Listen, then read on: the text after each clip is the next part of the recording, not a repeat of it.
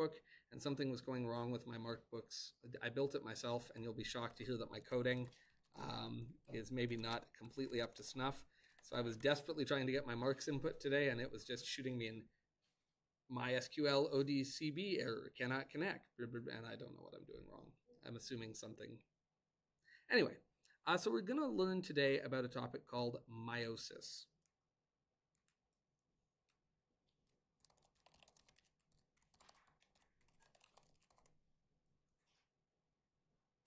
Meiosis. Yes, I think. Is it the 7th? Meiosis. See, some people say it meiosis, but this is not correct. See, look. Meiosis. Sorry? This is how it's spelt. I don't know. I don't know what to tell you. Anyway.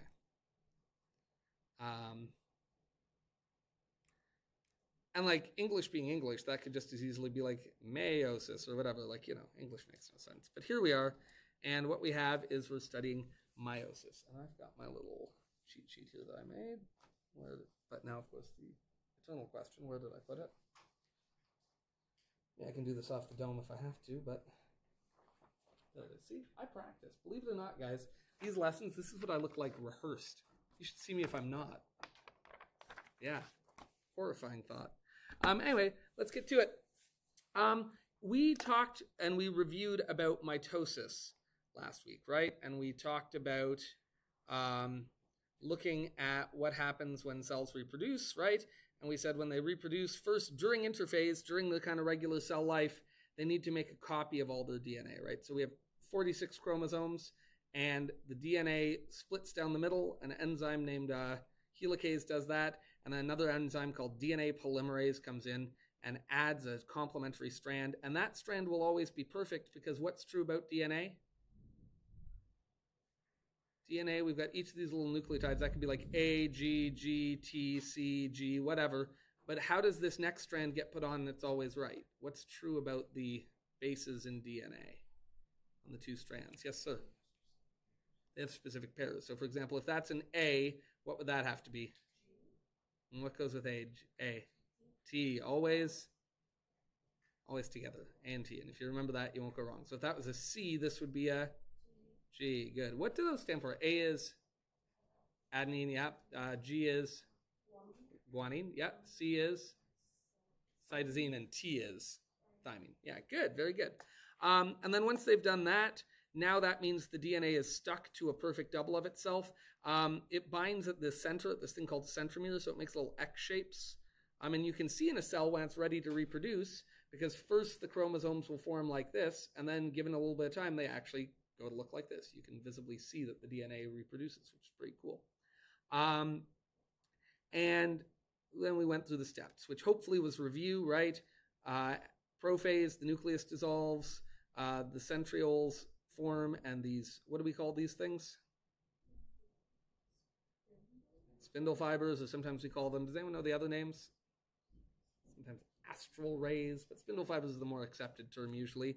By metaphase, the spindle fibers have connected to the chromosomes, and they'll start pulling on them, which actually causes them to line up at the center. What phase comes after metaphase? Anaphase, and what's going to happen there? What's going to happen in anaphase? We're playing tug of war with these chromosomes. What happens? Yeah, they split in half. Good. So they'll start to get pulled to the poles, and that's an identical copy of each chromosome headed in each direction. And then finally, in telophase, the cell's going to start to pinch in to separate, and we're going to get new nuclei forming. And then the final phase we call cytokinesis, where the cells actually split. Of course, these two cells, how do they compare to the original cell, at least genetically, in terms of their DNA?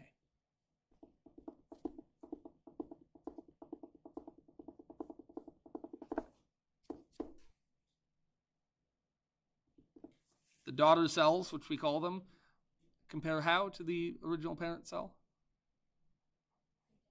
Identical. They're clones, right? They have the exact same DNA. So this obviously explains something. It explains how the cells you have reproduce, right? It explains how you started out as one cell, right? and you turned into 2, then 4, then 8, then 16, then 30, so on and so forth. And eventually you're trillions of cells. You're big. You're a lot of cells. But what it doesn't explain is how you came from your parents, but you aren't exactly a clone of your parents, right? It certainly doesn't explain how you can be the product of your parents, 2 of them, right? Because this wouldn't explain how 2 cells can come together to make a new cell, right? So today we're going to talk about that. And the topic is meiosis, and the date is October 7th, and let's get down to it. So I'm going to handwrite that title again just so it looks kind of like your notes. Lesson 2.6, meiosis.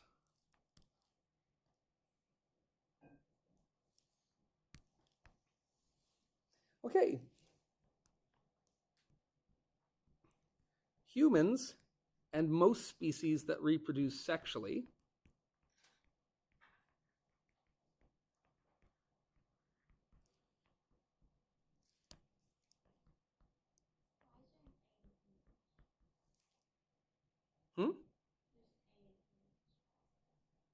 There just is. I don't know. That's just how it's spelled. Nope. Though now you're giving me a moment where I'm thinking, but I'm pretty confident. So humans and most species that reproduce sexually are diploid. Now this is a new word for something you already know. What does it mean for cells to be diploid? Well, di is a prefix. What does that mean typically? You see di is a prefix? 2. Right. So this means that we have 2 copies of each chromosome.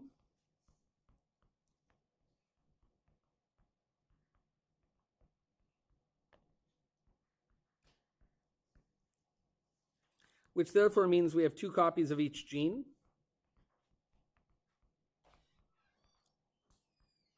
And one is maternal, which means it comes from one's biological mother, and one is, what's the other term? Paternal. Very good.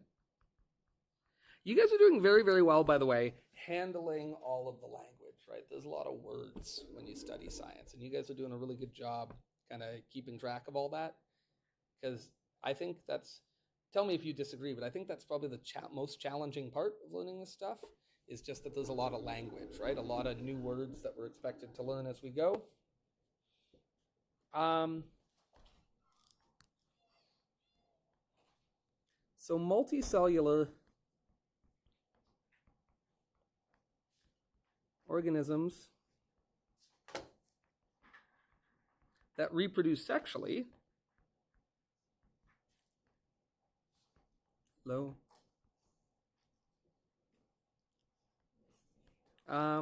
must produce sex cells.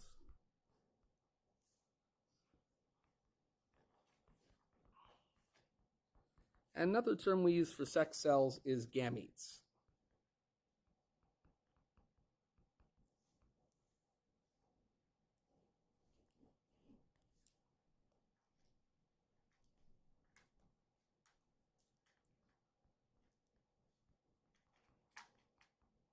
And these are cells that have only 1 copy of each chromosome.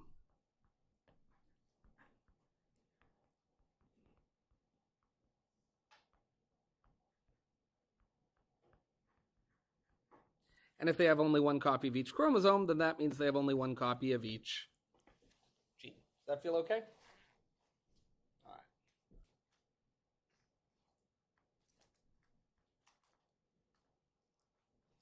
All right. Such cells are said to be haploid.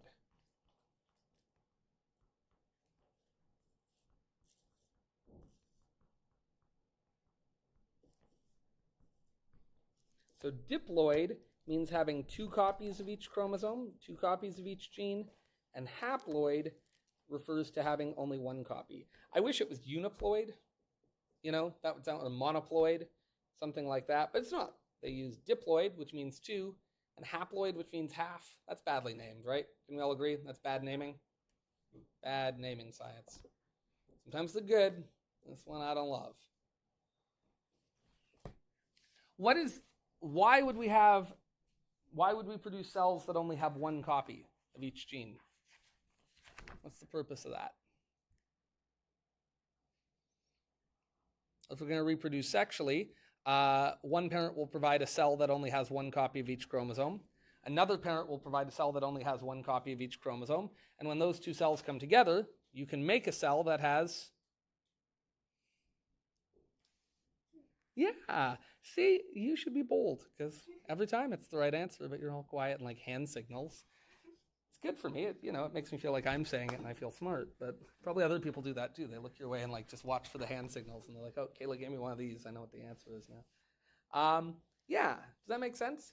So if, one day you choose to reproduce, or reproduce without choosing to, but let's hope choose to reproduce, your body produces cells that have just one of each chromosome. Your partner's body produces cells that have only one of each chromosome. And when they come together, you can make a cell that has two of each and is its own unique combination of your chromosomes and your partner's chromosomes. Does that make sense?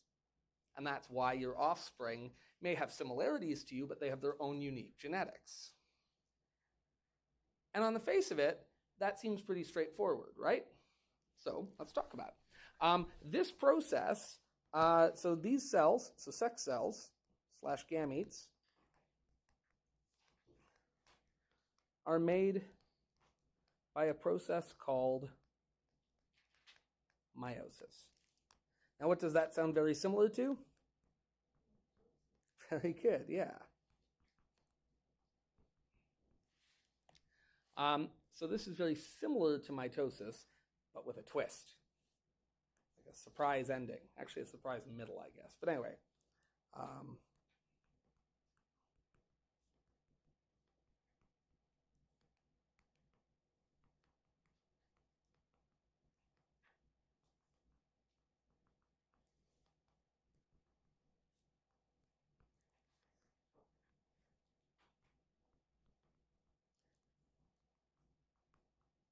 So if you understand well what's happening during mitosis, learning meiosis is just a breeze. There's nothing to it. It makes perfect sense. Give you a minute to make sure you're caught up. I know sometimes I can write a little faster than you can because I know what I'm going to be writing.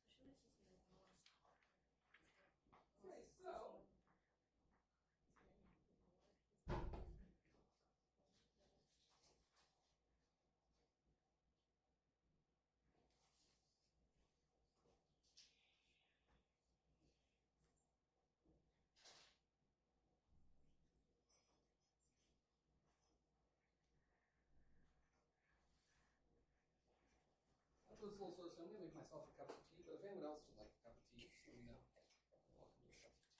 What? Genuinely? Yeah, of course. Wow. That's just a green tea with a little bit of lemon and sugar. It'll take a few minutes to steep. Anyway. So, what are the steps of mitosis? What happens? Well, we said basically the DNA replicates. That actually happens before mitosis, right? That happens during, what do we call that stage where a cell's just living its best cell life? Interphase, good. Did you say prophase? And I just said yes and then interphase. Sorry, I was so excited. Yeah, no, before prophase. Prophase is indeed the first step of mitosis for sure. But before that, we call a cell just doing its thing. It's an interphase. And During interphase, we divide it into 3 steps. The first is called like the G1 phase, where it just grows kind of as it's doing its thing. And then if it's a cell that's bound to reproduce, it goes to the S phase. And in the S phase, S for synthesis, the DNA will make a copy of itself. And then the cell's actually going to grow a bit more. We call that the G2 phase, where it gets real big. And why would it do that? Sorry? Yeah, if it's going to split in half, it needs to be a little bit bigger, right? And then it enters mitosis, where the first phase is prophase. And that's where the DNA forms into the nice, tightly wound chromosomes that we can see. The nucleus starts to dissolve its part, and the spindle fibers start to go, right? All of that, exactly the same here. So let's take a look. So we're going to look at the stages of meiosis, and we're going to kind of go through this in steps. So we're going to do first pre-meiosis. Raymond Shawcraft, please come to the office. During interphase, just like in a normal cell, the DNA is going to replicate. So there's the cell, there's the nucleus, there are the chromosomes, and what we're going to find is that we get formation of these very specific X patterns, right? Like, boom, there we are. I don't want to have to draw 3 of these, so I'm just going to draw 2.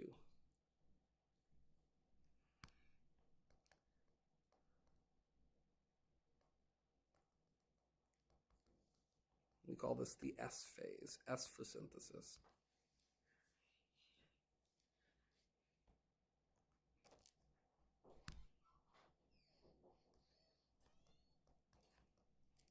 Lando, Hi. these are the computers, yeah?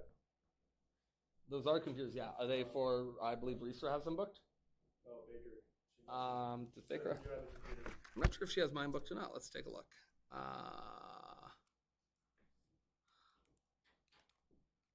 Let's take a look. What's today? Today is the 7th. Period 4. Yep, sorry, she absolutely does. Yeah, you're welcome to them in. Yeah, if you just saw that there. Thanks. No problem. Sorry for the delay. For reasons we'll see shortly, we call this stage meiosis 1. Because in meiosis, it actually takes going through the whole steps of mitosis twice to make the thing work. But you'll see that that's not super stressful. So, we're just going to draw it. We're going to try to just draw it and see if you can tell me what each stage is and what's different about it. Ready? So I'm gonna draw a nice cell here. Here's my beautiful cell. That wasn't that great. Here's my beautiful, that's pretty good. And I'm gonna draw the nucleus, and at this stage the nucleus is already kind of breaking apart. And then we're gonna say we've got these forming. And start to get that, like looking like that. And I'm going to show, now how many chromosomes does a human cell actually have? 46, which is really 2 pairs of 23. I'm going to draw it as if we just have 2, a pair of 1, just because drawing 46 chromosomes would be really clumsy, right?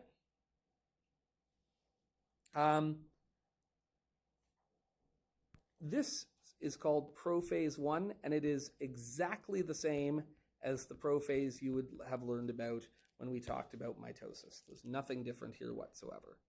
So prophase 1.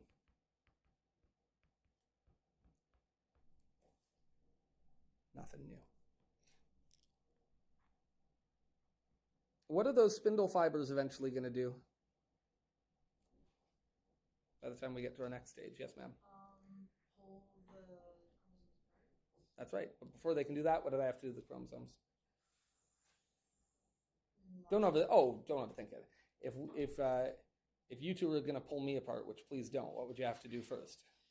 Yeah, that's right. So what are they going to do here? Yeah, they're going to grab on. Exactly right.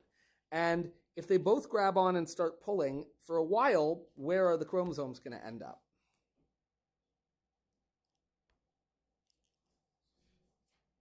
In the middle, right? So what's the phase after prophase? Yeah, metaphase 1. I don't actually think there's a dash, now that I think about it. I think it's just metaphase 1. By the way, is everyone comfortable with I being the Roman numeral for 1? That's cool. You can write 1. That's okay. They use the Roman numeral, but it doesn't really matter. So while these start to pull on the chromosomes end up lined up nice and neatly at the center of the cell. And here, obviously, there's only 2, so it's not as distinct. But you see, when you look at a cell that's actually undergoing mitosis under a microscope, it's cool because all the chromosomes really do visibly make just a big line down the center of the cell.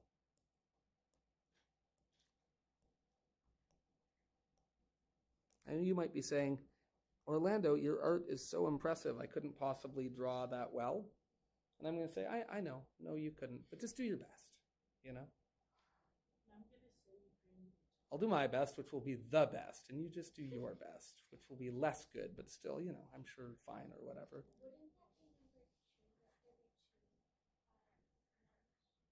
But it's not number 2 yet because we're still in the first go through the process. Does that make sense? So we're saying this is our first go through prophase. We're going to go through prophase a second time later on. This is our first go through metaphase. We're going to go through it a second time, which means that next we're going to go through what for the first time? Anaphase. Now, normally, Saphira hit it exactly on the head. What happens normally in this stage to our chromosomes?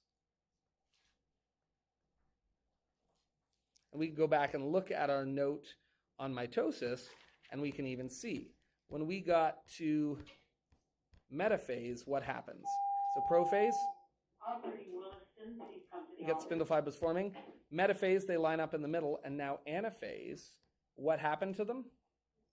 They split right in half, right? Do we see that? And that makes sense because we want one of each chromosome to go to one side and one of each chromosome to go to the other side, and we'd have 46 on each side, right? And they'd be exactly the same. This is where the change happens. Here, instead of them splitting and us getting 46 chromosomes on each side, no longer stuck to their own double, what happens here is that the whole chromosome gets pulled to this side, and the other whole chromosome gets pulled to this side, and they don't split.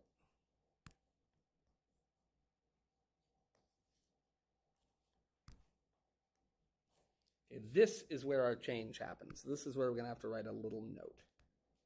In anaphase 1,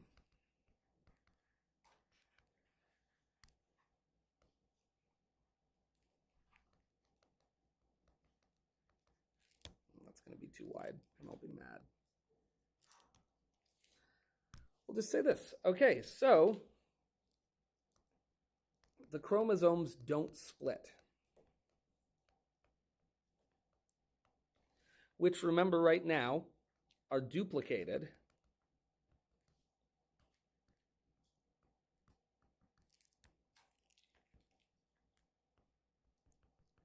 Instead, one of each, still duplicated,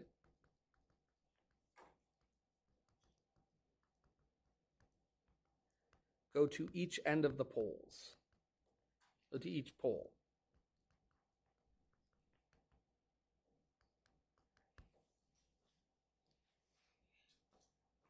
In humans,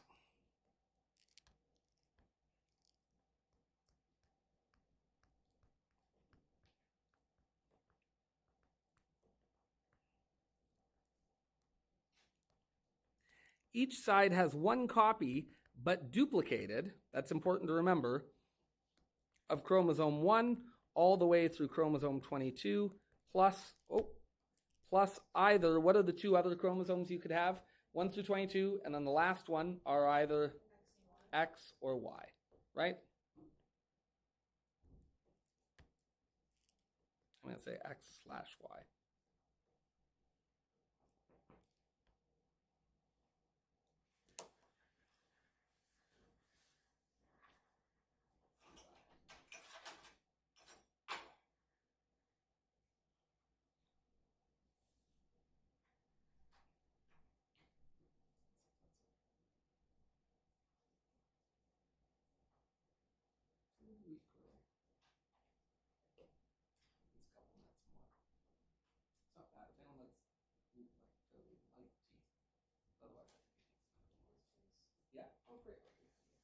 I'll bring tea. I like tea also. Do you like yours a little on the weaker side? I think a little on this. Yeah, I'll give it a couple.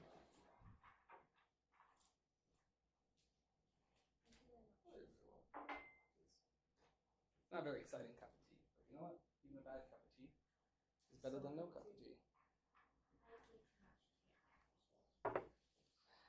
Yeah, I drink one coffee every day, and then after that I'm all tea. And really, I'd like to make the switch to tea completely.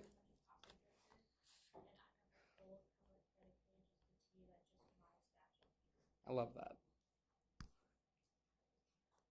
Okay, and we know what comes after anaphase, which is what? What are the cells actually going to do now?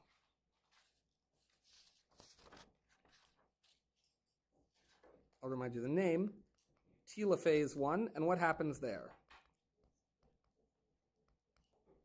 Sorry? Yeah, very good. This is where the cell's actually going to split in half, right? Like that.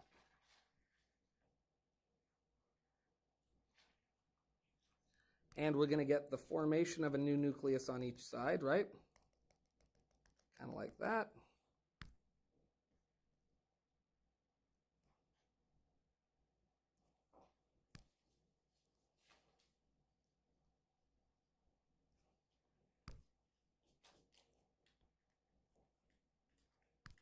And then what comes after telophase, where they actually do split right in half? Yes, ma'am. Very good. In this case, we're going to call it cytokinesis 1, because it's going to happen twice.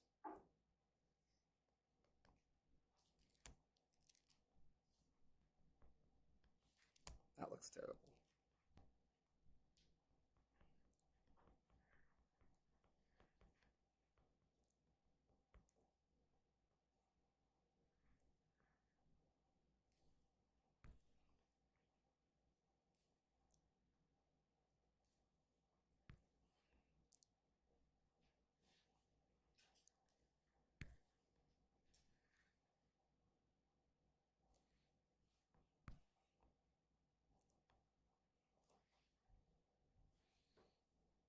Okay, now at this stage, what do we have?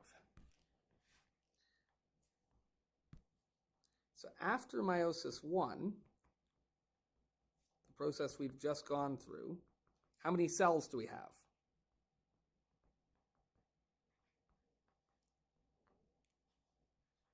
Don't overthink it, they're right there. Yeah, there are 2 cells, right? Okay, and what's true about these cells? They are haploid. And haploid means that they have only one copy of each chromosome.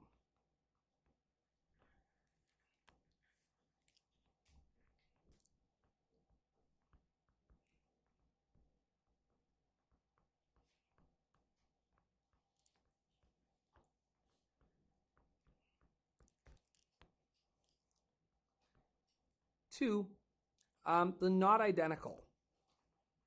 This is actually really important. This is probably the most important thing. Are these identical? No, because when the chromosomes go to each side during anaphase, this would be your copy of chromosome 1, say, from your mother, but this one would be the copy of chromosome 1 from your father. And there's nothing guaranteeing that the copy of chromosome 2 that comes over here would also be from your mother. Does that make sense? You could have chromosome 1 from mom, 2 from dad, 3 from dad, 4 from mom, 5 from mom, 6 from mom, 7 from dad, 8 from mom, so on and so forth. Does that make sense? It's random. So they're not identical.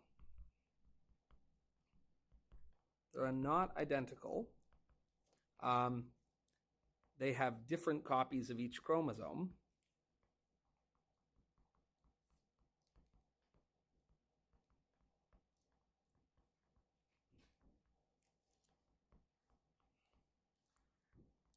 And they are what we say randomly assorted.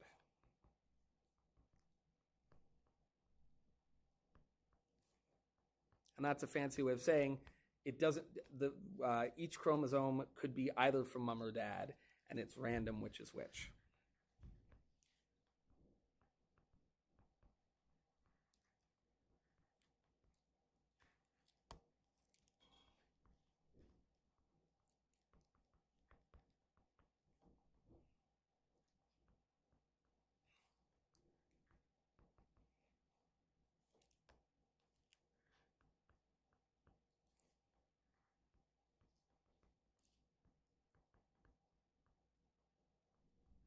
In other words, your cells, when they're undergoing meiosis, don't know which copy of chromosome 1 is from your mom and which copy of chromosome 1 is from your dad. And it doesn't do anything to ensure that copy, mums goes to one side every time. It's just totally random. That right there, how many different sex cells can you make? That's going to be one of your homework questions. But what do you think? If there's 23 different chromosomes, and you can split them up like this one's from mom, that one's from mom, that one's from dad. How many different ways can you do that? Anyone in data management this semester? It's a good data management question. In other words, like, how likely is it that you and one of your siblings would have the exact same combination of chromosomes from mom and dad? It's not that many, is it? There's only 23 with 2 choices for each. How many ways can you shuffle those? It's like the question, how many ways can you shuffle a deck of cards?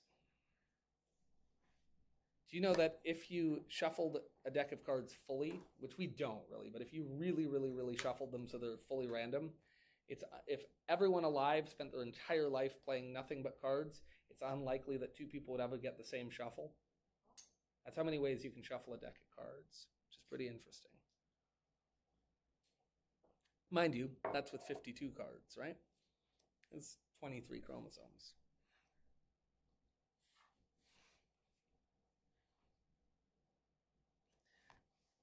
So what's the only issue then? Why aren't we done? Do we have 2 sex cells now?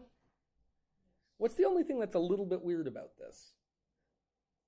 What's still true about these chromosomes, which is, what did we do at the beginning because we thought we were going to go through mitosis, or at least because we thought we were going to reproduce? What's that first thing we did? Yeah, and have we dealt with that yet? And do you want your sex cells to be stapled to a copy of their own DNA? No, because then, all of your cells would have double copies of every DNA, and if that happened again, then your kids would have double that. So we still have to deal with the fact that these are still duplicated. So these chromosomes are still duplicated.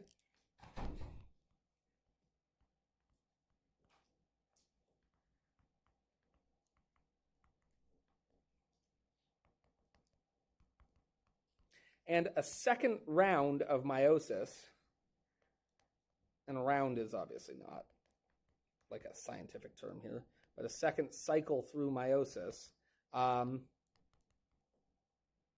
will correct this. So now, in stage 2, we go through prophase, metaphase, anaphase, telophase, cytokinesis again. This time it's exactly like mitosis normally is. Does that make sense? It's just totally normal mitosis. So we'll draw that. But of course, we're starting with how many cells now? Yeah, we're starting with 2 of them. So we'll look at meiosis 2, which is just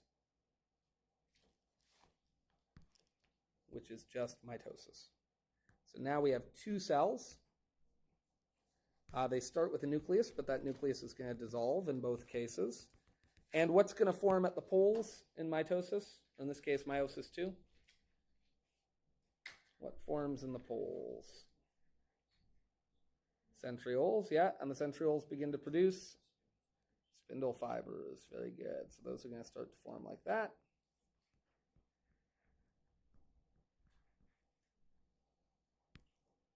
What side did I have them on? Not that it really matters, but doesn't hurt to be consistent.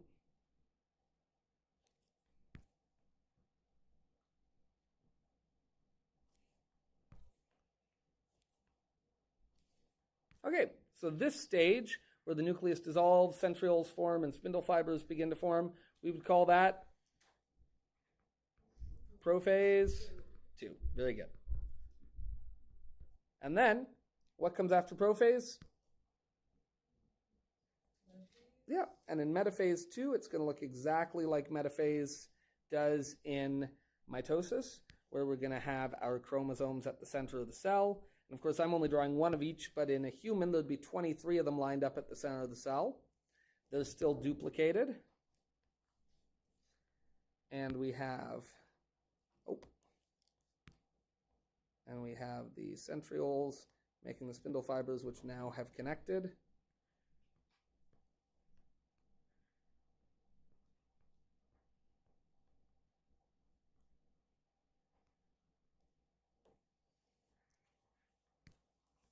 So this would be metaphase 2.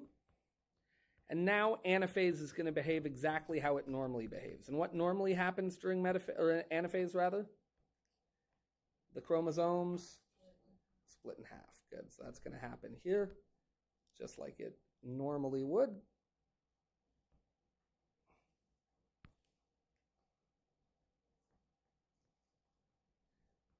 I want you to know, by the way, that I'm aware that it's annoying to have to draw all this stuff, but I'm a firm believer that it does help you kind of understand it a bit if you have to draw it yourself.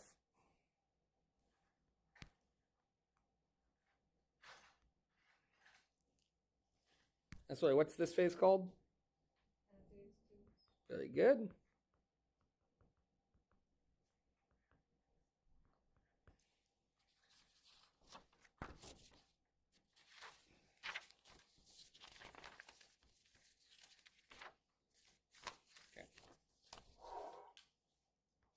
And what's going to happen next? Very good.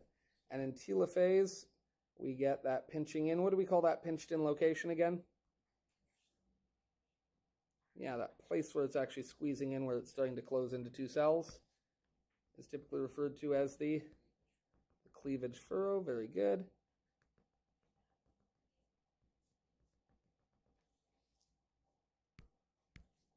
And we should have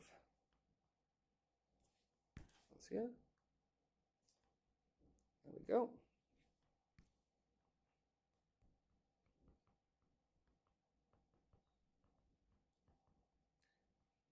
And finally, what do we get? Very good, cytokinesis. And cytokinesis means that each of these will now be its own cell. And when it's all said and done, from the one cell we started with at the beginning of meiosis, how many cells do we have now? 4. And in theory, you would expect these two to be identical to each other, right? And these two to be identical to each other. We're actually going to talk a little bit later about why that's not quite true, but it's close to true.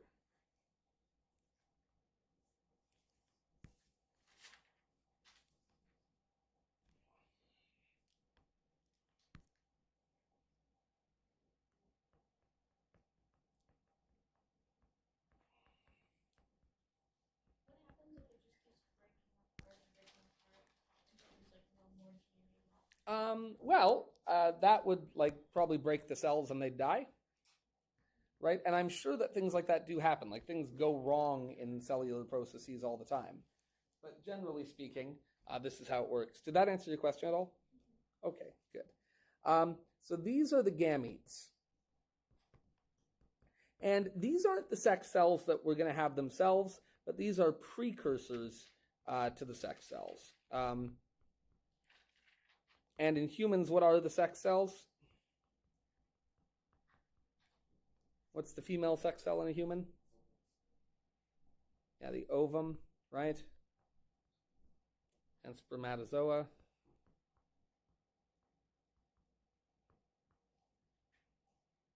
That's the worst looking A in the history of the world. Obviously, in different animals and in different plants and in different, sexual organisms, what the sex cells are is a little bit different. I say it's the precursor because you'll notice that none of them has like a tail or anything like that. These aren't sex cells yet, but the body then has different mechanisms to process these to become sex cells, but that will happen by mitosis now. Meiosis is done because the goal of meiosis is to take cells that have, I shouldn't say the goal because that implies that it's like a designed thing. The upshot of meiosis is that it takes cells that had 2 copies of every chromosome, which we call diploid cells, and it gives us in the end cells that only have 1 copy. And what's our word for that again? Haploid. So it takes cells from diploid to haploid. I'm going to draw a little summary of that for you in a moment.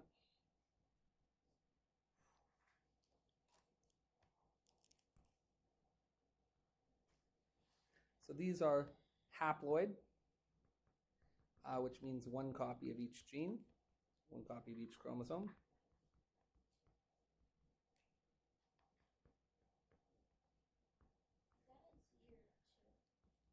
Where? Here? Admittedly, it looks like a 2, but it's a Z. English tends not to use twos in the middle of words, but you know. No, yeah, scientific words are ridiculous. In fact, if you take chem, we'll throw twos in the middle of words all the time. So that's a good question.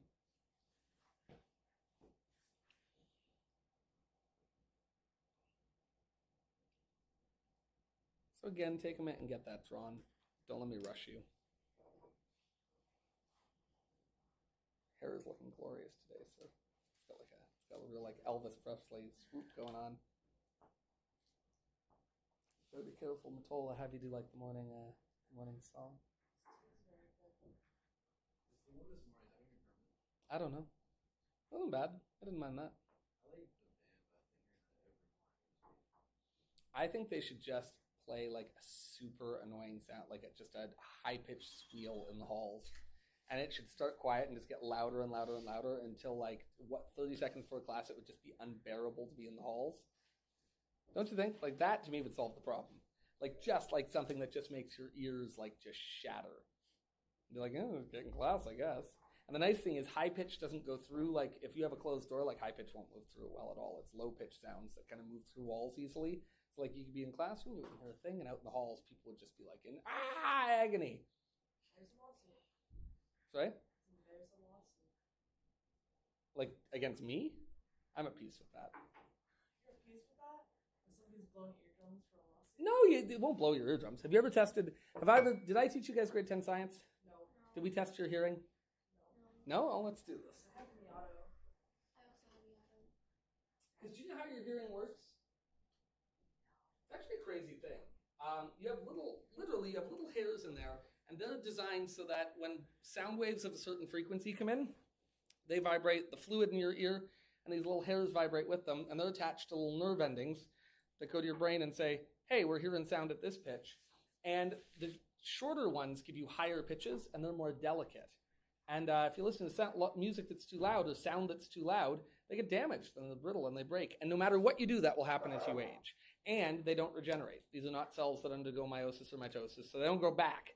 So once it's gone, which is also, you know when your phone tells you that you're like going to dangerous volume levels and you blow right past that bastard and you're like, oh, you think that's dangerous? Just wait. Don't do that, because seriously, you can't get it back. There is no getting it back. Once your hearing's gone, it's gone. And so we'll do a little test here. My hearing's blown. I went to way too many concerts. I played in way too many loud bands. I worked on too many construction sites. But let's see if we can do this thing. Yeah, so, okay, that's louder than that, I think. All right, so, this is apropos of nothing, but you guys just went through a challenging note, so that was good. What do we got? Oh, perfect. Okay, this will do. So, are you familiar with the basic idea that in sound, how many times it vibrates a second is what we call the pitch of a sound, and the slower that is, the lower we hear, like this, and the higher it goes like this, right? So everyone can hear that, I'm assuming. All right. I can get my sub kicked in, right? You can all feel that probably.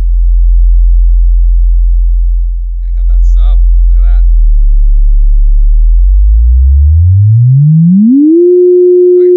Everyone can hear that fine. So human range is supposed to go from down about 20 hertz. Below that, you shouldn't be able to hear anything. Can anyone hear that? I can't. If you go feel the speaker, you'll hear it's moving like crazy. Can't hear it. You might be able to hear just the speaker creak itself, but yeah, I can't hear a thing. Can you? So it should kick in around about 20-ish. You can hear it? Yeah, there you go. Okay, so here we go.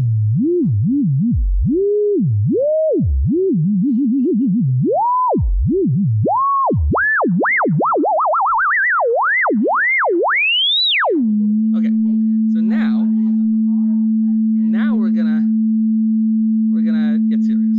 You know me, I'm serious. So this should be a little bit piercing, right? But can we all hear that? Not super pleasant sound, right? What about now? Everyone still hear that? Fairly piercing, right? Now? Not very pleasant, is it?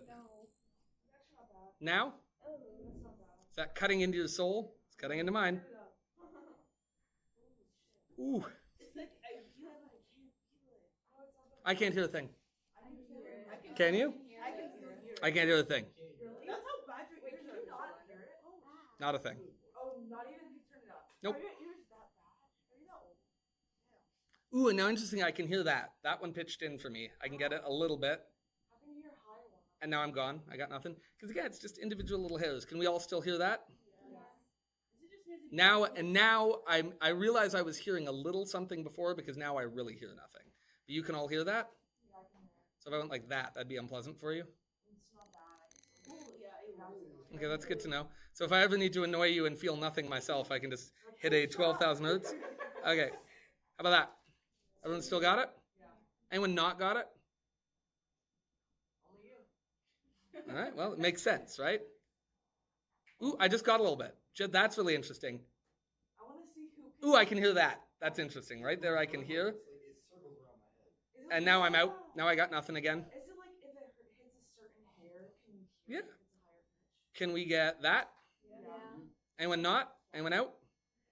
Let's use the best hair. Probably. Okay. Okay, everyone put your hand up, and then put it down when you can't hear anymore.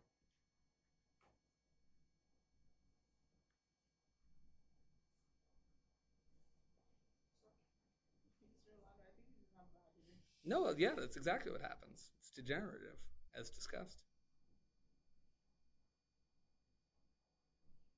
I wish this would go faster. Will that?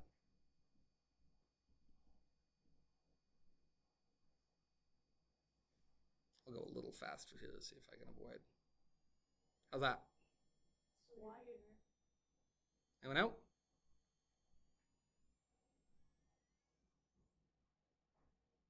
Anyone got that? It's like there's a little buzzing. Oh, yeah. Now that we're getting an overtone, actually. That's just cheap speakers. So if you're hearing something that sounds actually lower than it was before, that's just the speaker giving harmonic vibration. It should sound super shrill, like much higher than that. So if at any point you're hearing something lower than that, you're not hearing the actual tone. You're just hearing the vibration of the speaker in what we call an overtone. So is anyone getting a high pitch here? Yeah? High pitch? Like super high? Turn it down a tiny bit. It's like almost you have to. Because yeah, I can hear the lower overtone, but that's not what we're talking about. There should be a very high pitch that you're hearing. Like again, I can hear the, but that's not it. Like we're looking for the really high one here. It should just sound like needles cutting through your spine. Anyone hearing needles cutting through the spine right now? Because that's the high pitch. Again, I can hear the like, it's not that. It's like, again, this should be extremely uncomfortable if you're hearing it. Yeah. And now? Anyone? Anyone now? Yeah, so there you go. So that's interesting. So you all still have relatively healthy hearing, which makes sense. You're all young. Come back in 20 years. Like, believe me, it'll mostly be gone. Yeah. So what is tinnitus? Tinnitus is awful. Is that not like Listen, never make fun of somebody who has learned a word by reading it. That just means they read, right? Go nuts if you like. So tinnitus is awful. They don't know exactly what causes it, but it's where something happens to your ear, and we don't know if it's damage to the ear or the brain or something in the middle, but it's where you constantly hear a pitch. I had it for about 8 months once after being on a job site where there was a really, really, really, really loud bang, like 3 feet from my ear, and nobody told me, and I didn't have hearing protection on. And yeah, for months afterwards, I just heard this constant pitch, and it was horrifying. And people who have tinnitus suffer from serious like depression, and because it's awful. Imagine every waking minute of your day having like a pitch just in your ear and it just won't go away. Yeah, it's very normal. It's very normal to get a little bit of tinnitus that kind of comes and goes. That's often a good sign that you're doing some damage and you need to like tone back on the volume at which you're listening to things. So you shouldn't be like it is a pathology. Like you shouldn't be experiencing that. So if you are, it's no bueno. Yeah. Yeah, go nuts, of course. Oh, I don't think so. Did I leave it on?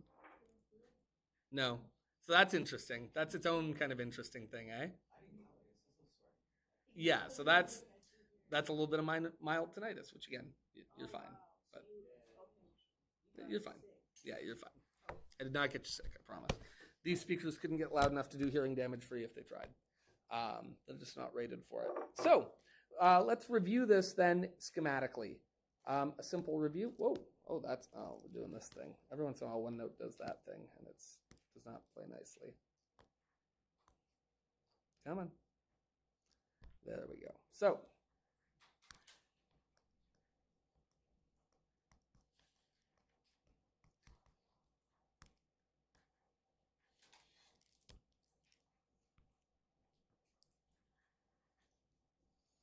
okay, so in review, we will start with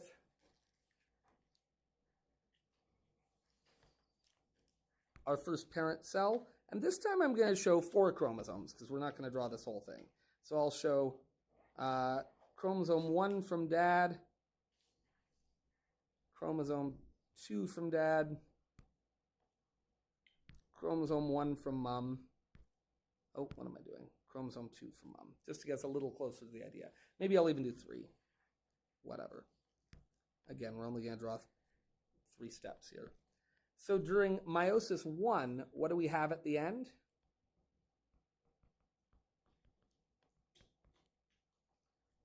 From the parent cell, after it's gone through meiosis 1, what do we have? How many cells? Yeah, that's right, because one of these things always just splits us in half, right? So there we are.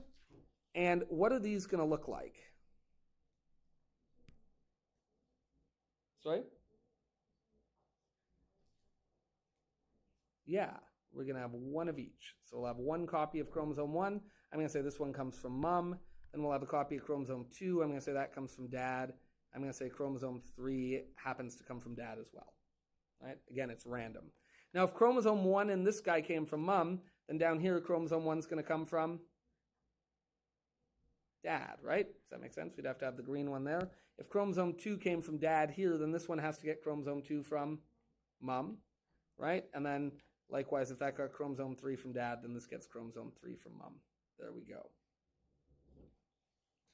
And now it's going to undergo meiosis 2.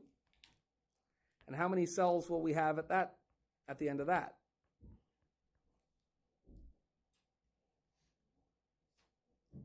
Yeah, that's right. They all split in half. So we end up with 1, 2, 3, and 4. And they'll all have their own nucleus.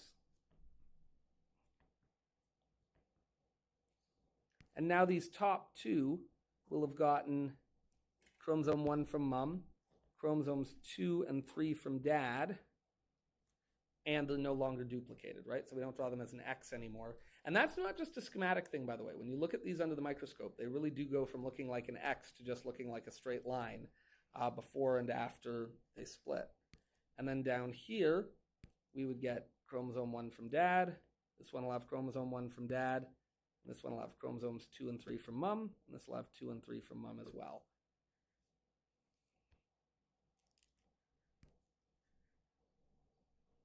So these are diploid, and the DNA is duplicated.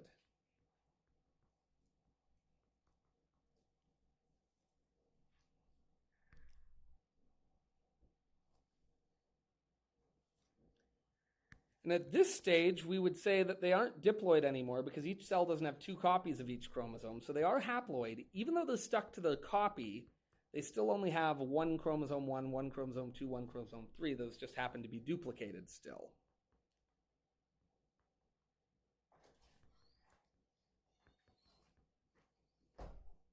And finally, at the end, we have the gametes.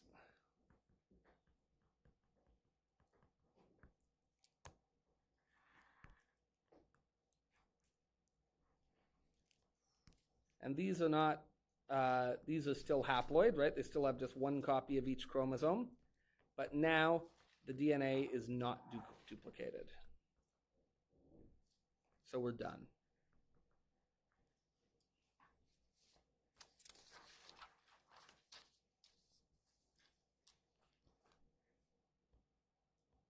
So I'll give you a minute to draw that.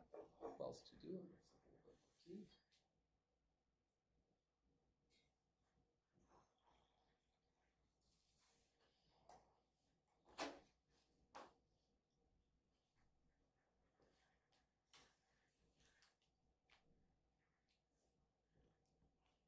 guys are such a mellow group that half the time I just end up sitting and making notes with you. It's a really weird energy for me.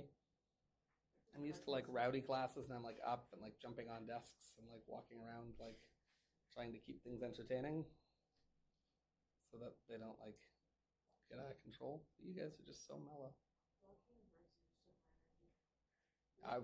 Boy, do I tell you, I know that feeling. Brock University took a lot of my money and a lot of my energy, It's but such a big school. I couldn't see myself going. which is funny because it's honestly one of the smallest universities in Canada, right? That's so crazy. There are smaller, and like if you like the idea of small, Lakehead's quite small, Northern University is quite small, Trent is quite small, beautiful campuses. And if that's something for you to consider, that is something to think about, right? Because obviously the bigger it is, but that also comes down to program. Because the thing you have to understand is it's not like you go to the whole school. It's like I was a health science major, then I was a biochem major. There were 1,000 of us every year, right? Like it was just, you were one of a lot. My wife was a classics major. She knew all of her profs like on a first name basis. They used to go out for dinner together. Like we still do. Like there's a couple of her profs who we still like go out with for dinner. Like it's just such a different vibe, right? Because her program was tiny. I think her class was like 27 people. And then when she was in midwifery school, her program was like, that's the one that was 27. I have no idea what her classics one was, but it was small. And then her midwifery program, there were 27 people in her year. So that was like smaller than your high school class, right? Like it just depends on, like I think your graduating class from East Hill will probably be about 70 or 80 kids, right? So it just depends on what you're taking. But yeah, like my first year like biology and chemistry courses at Brock were like 1,200 kids, and they like ran the lectures 3 times a week, like 3 different sections of them, and each one was like 450 people, right? But you still can get to know people, right? Like I still got to know my profs, I still got to know my TAs. I made the mistake of sitting up close in a first year history class, and he couldn't get his computer to work. And then I like shouted out what he needed to do, and he still couldn't do it. So he was like, just come up and do it. So I did. And then every week he'd just be like, Joe, get up here. I need you to make my computer work. And it was horrible. I felt like, oh my God, my first week at Brock and I'm the teacher's pet. What's going on here? But it was good, actually. He's a lovely guy, Dr. Sainsbury. And he also could be viciously mean, but he liked me, so that was good. So That's why I think I'm a US teacher. I'm sorry, but like, you know those teachers who group in your head into categories?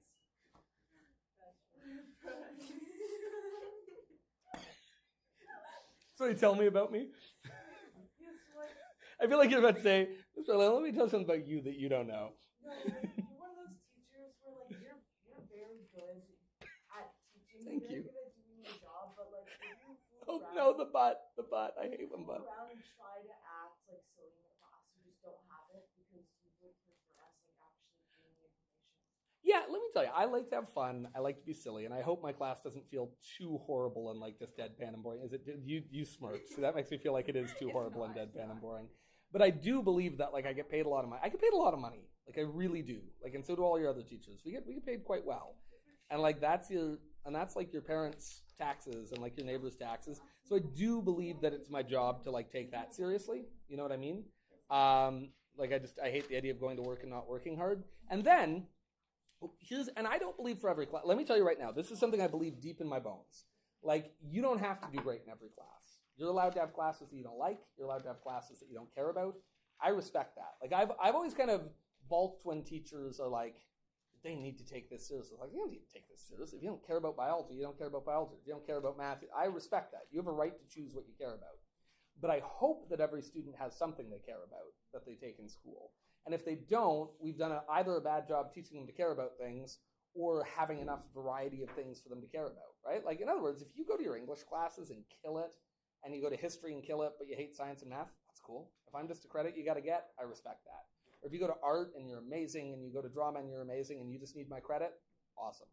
I'm happy to work with those kids and just make sure that they have hopefully still a decent time and learn a bit and like whatever. You don't need to get a 90 in my course, and you don't need to leave here a biologist. But what's really important to me is that we not ruin things because if there's somebody in my class who is going to go to Brock for biology or Brock for chemistry, I don't want them to suck. You know what I mean? It would break my heart to think that a kid left my school, was like a 90s student in my class, and then gets to Brock and can't hack it. Like, how unfair to them. Imagine that, like going and you're like, I'm really smart. I'm a good student. Like, Orlando gave me all 90s. I'm ready. I can do math. I can do chemistry. I can do biology. And then you get there and everyone else is way better than you are. Like that would rip me apart. Like that's my nightmare scenario. So like I try to keep things going because for the kids who do move on and the stuff I teach, I want them to be good. I'd like them to be better than other school students, not worse. And like I'll tell you right now, our kids do well. Like they really do. Like we don't send many kids off to university every year, but like in the last 5 years or so, we've sent I think about 15 kids off to university for science, and they've all done well. They've all been successful. They're all getting good grades. They're all being successful. Mostly they say they feel prepared. I have a couple of, I was like, did you feel prepared? They're like, absolutely not. I was like, well, that breaks my heart a bit. But mostly they've said that they did. And so, yeah, that's just important to me, And again, I don't want that to be unfun. I don't want people to be miserable when they're in my class, but I'd rather a kid know early on that they're going to be miserable in my class and go, I'm dropping this crap. I don't need it. Then stick around. We have a great time, but the kids who need to learn something don't learn it, and they aren't competitive when they get to university, Yeah. I feel like the kids who like diss on teachers like you, who like, for example, I'll put Mr. Bettner in there too. Mm-hmm. Like the ones who are good teachers and they have the side that they like don't put up with and pardon my language, but bullshit. Sure. Like I feel that those type of kids, they just enjoy the teachers that let them get away with stuff. Yeah, which we all like that, right? Like left to our own devices, right? Like all things being even, would you like your parents to just let you do whatever you want? Sure, like on the face of it, sure, of course. But do you actually need your parents or your aunts or your uncles or who are your guardians or your teachers to actually like put you in your place and not put up with your stuff? Yeah, because like we all need that. Like I'm 40 and I need that, right? Like with me, it's still my mom, definitely. She still puts me in my place. And like it's my wife and it's your friends, right? You need people who are willing to say like, hey, come on, cut it out. Let's get to it. And if you don't, you're in trouble. All right. So here's what we're going to say. I'm going to give you a few homework questions. And the first one's a bit of a math question. Sure, yeah. How many unique sex cells could be produced by a human with 23 pairs of chromosomes? This is the question earlier though. Yeah, I like that one. I've added it. See if you can figure the math out. It's interesting. And you could just Google it, but that'd be boring. See if you can wrap your head around it. And honestly, if you can't, that's okay. We'll talk about it tomorrow. 2. How many sperm cells does a man produce in his life?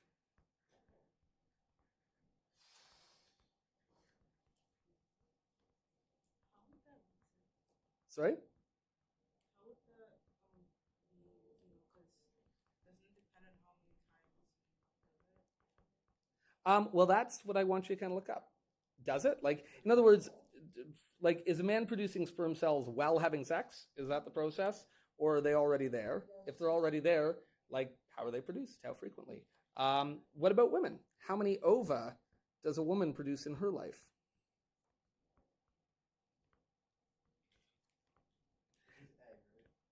Yeah. And then, unlike males, because this actually relates very much to your question, how many sperm a man will release in his life is entirely dependent behaviorally, right? How many times they have sex or how many times they ejaculate in one form or another. On the other hand, with women, it's different. When do women release ova? Not during sex, but when? During ovulation, right? Absolutely. Which typically happens on a cycle of roughly how long? Roughly once a month, right? Like once every 28 days is the average. And I can't speak for anyone here, but I can speak for the women I live with. Boy, does that number jump all over the place, right? Seriously, right? Like it depends on so many things. Some women have incredibly regular cycles, and some women have very, very, very irregular cycles. Some women have long stretches of time where they don't ovulate at all.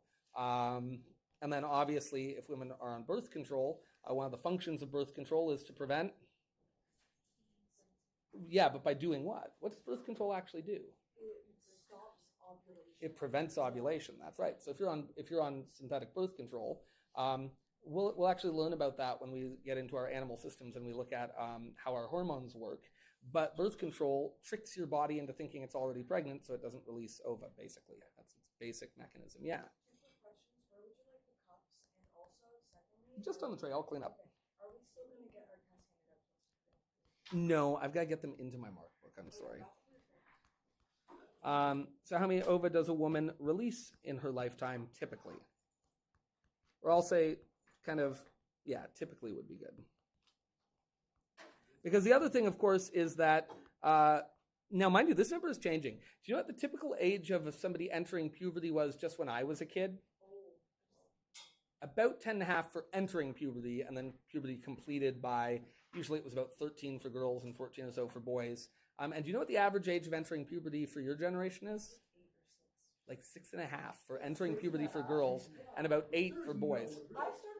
And this is, and listen, it's been a bit of a scientific mystery. There's actually been a big study that just came out that is linking early puberty to antibiotics and food supply, and linking it to scents that we use in like cosmetics. Basically, that cosmetics use has exploded in the last bit, and there's good evidence that some of the scents we're using in synthetic. No.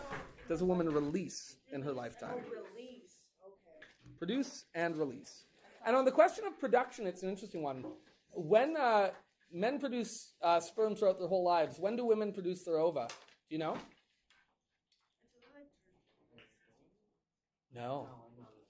No, they release them until they turn 60. Do you know when they produce them until?